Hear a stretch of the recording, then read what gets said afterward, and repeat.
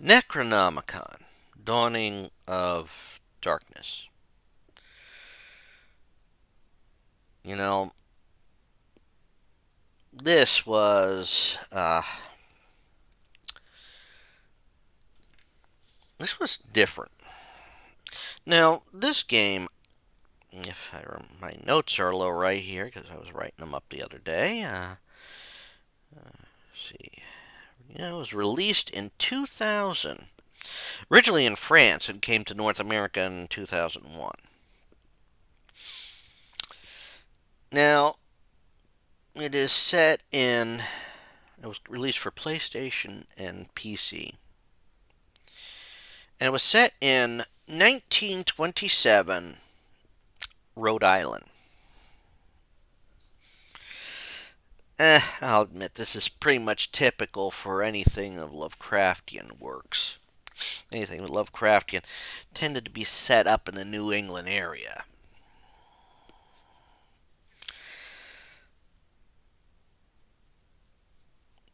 And it does fit the narrative for a Lovecraftian story. It is set in, well, you play as William Stanton, who is, after uh, encounter with a friend of his, which seems a little off, he then gets asked to look into his friend by someone else.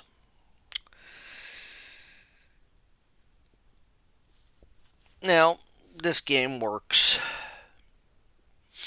similar to a point and click style,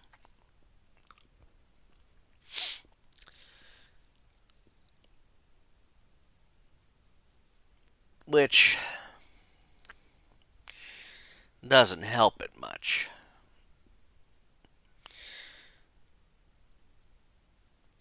But as you start this investigation, you go to, I believe, Providence to talk with people and try and find some things out. Of course, this Providence seems a little bit, or this town is a bit backwater, you could say, which is typical for anything, I swear, in some Lovecraftian lore. And he is asking information, and of course, people are not forthcoming with it, so you have to figure out how to get them to, you know, give up the information. And this will eventually lead you to the house where he's in, and then eventually you get information that will lead you to a bungalow he disappears to. Now,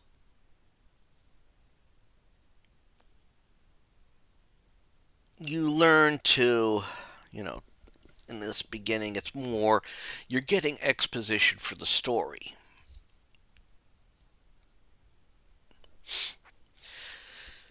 But as you work your way through it, through the town and talking to people and, finding locations, finding the house your friend has been staying in, discovering more about what he's been looking into, and eventually going to a bungalow where he's been disappearing off to, you learn some more things. The bungalow is where it gets more puzzle solving, as well as an agonizingly difficult section of the game where, one, you are lighting torches to find your way forward. And eventually you get to carry a torch. And eventually you get a lantern, which you cannot lose. Thank you.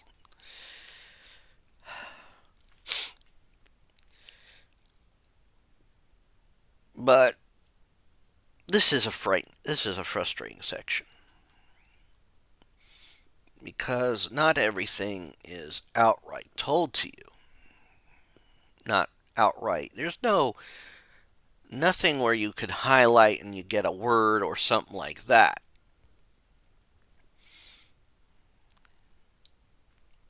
And the menus are not necessarily helpful either. But of course, like I said, you solve a puzzle to enter this area, and then you have to work your way through this dark tunnel, feeling your way around, lighting torches as you go. Your last match is going to be saved for lighting a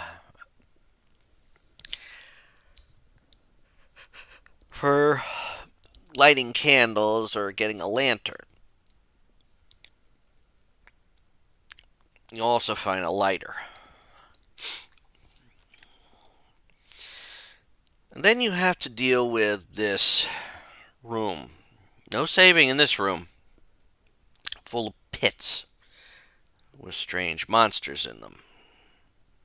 This is what causes you to lose your first lantern. Yeah, ain't that grand. Of course, you have to get an axe there so you can get access to the other lantern you're going to get.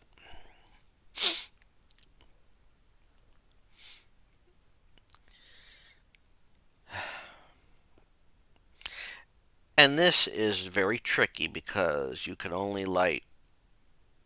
there's a torch you can light to help you. But the trick is, of course, getting across the field and back before the light runs out. And it's very easy to fall into a pit that way. This is a lot of tricky cursor placement. Of course, once you do everything in that room and get everything you need and move on to the next room, again, you have more puzzles. You gotta light a furnace up, then find what you need to be able to summon a spirit. Well, actually, asking a machine that has a brain in it what you need. And this allows you to summon a spirit or a dead body or something like that, which tells you the big exposition. That there is a summoning coming, and of course, if it will, using the Necronomicon, and if it is successful, well, or using a spell from the Necronomicon. If it is successful, it plunges the world into darkness, the return of the old ones, and, typical Lovecraft shit.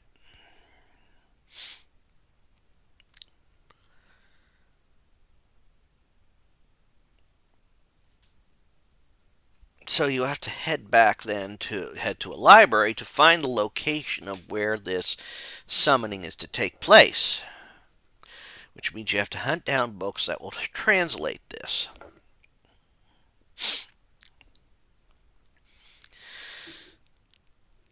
And it seems that there were 6 spots where this could be done, and 5 of them have been ruined. So you just have to find the last one. Lucky for you, it's near Providence. Yay. So you have to solve now puzzles. And when I say this, first off, you have to solve some puzzles and set things in the right setup so you may enter the underground area this is in. You must then work your way through one hell of an underground maze. There are no, key markers or anything. You need to figure it out, or use a walkthrough or something that will help you move the right way. And eventually you reach underground where this huge ass spire is. As you get near it, you will see, first off, you are not the only one down there. You are just sort of moments or minutes behind the one who's going to cast the spell. And you chase after him, and then you have to figure out another puzzle, setting things right, to open up the way to the inner sanctum. And oh, look, there's another maze with stores that swing, and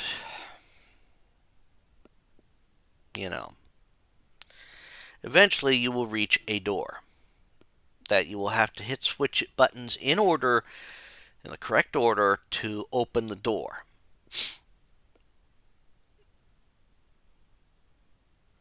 And if you start hearing chanting, it means you are close to the end, and if you haven't even opened that, if you aren't close to opening that door, you're screwed. So the second you get to the door, you are in an end game counter. And the chant, and as you're working on it, the chanting starts.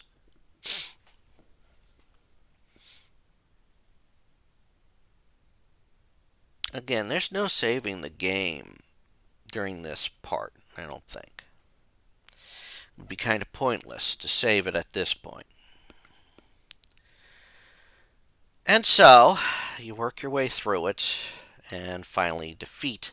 You know, now I got both endings in this. If you fail to make it, the world's, blown into ruin. If you do make it in time, you stop the spell from being cast and save the world. I mean, there's no, quote, final battle or anything like that.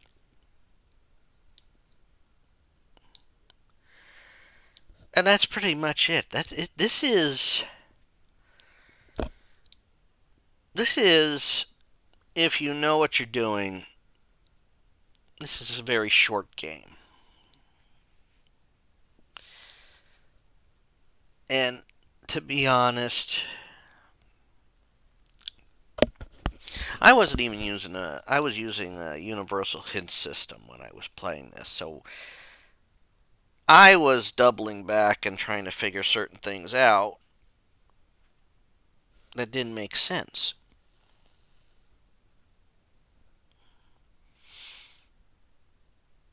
And I want to say this.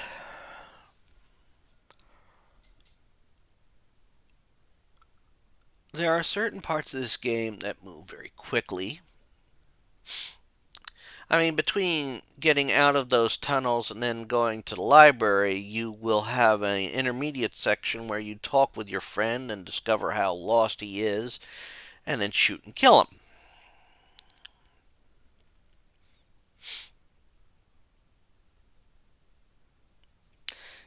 In certain ways, this game is can be graphically nice. They put a lot of detail, well, as much as they could, given the time, into the people.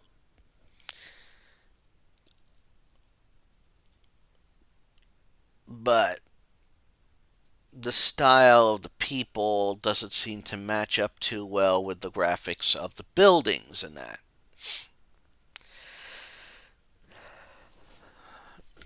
To a degree.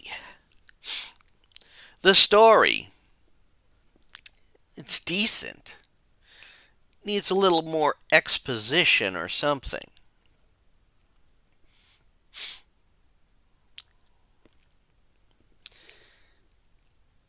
There is no sense of urgency until the very end. In an area where it's tricky to navigate, it's brutal.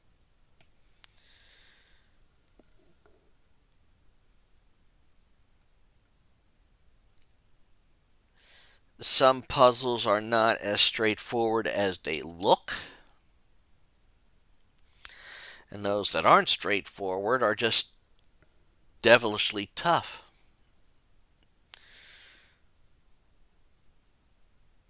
The fact that this game only has 8 save slots doesn't help it. I mean, we're talking about a time when stuff like saving games, you should have a little bit more or something more clear. What it gives you is a time and a picture of where you saved it. And of course, certain areas can't be saved in.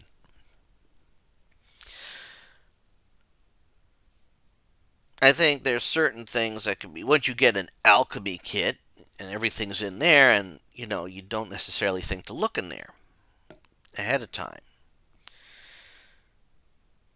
The story, it could have used more exposition in it.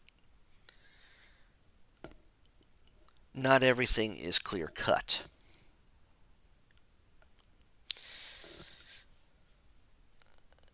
It's definitely not the best. I mean, if you want to play a good game that has good story, I would recommend stuff like Eternal Darkness.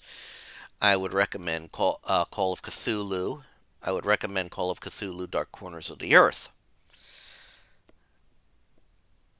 There's a lot more story and exposition, a little bit more action.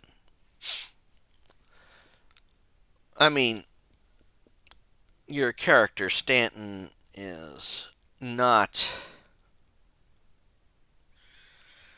necessarily a fighter.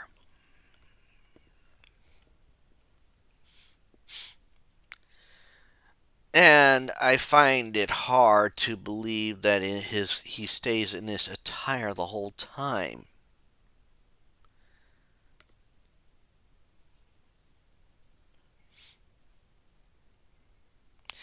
He is. You can't really make a connection with him.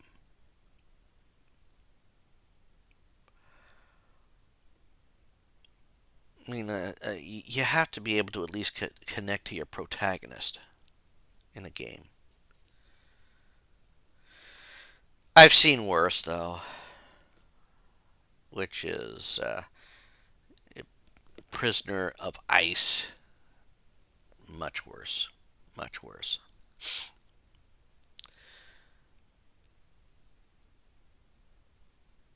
And that he was even, I think, released before this came out. I think I got this as a freebie from GOG. It was one of their giveaway things. I can understand why it's a giveaway in this case. I mean, I've played worse over the years. But I've also played a hell of a lot better. This is more like a meh thing.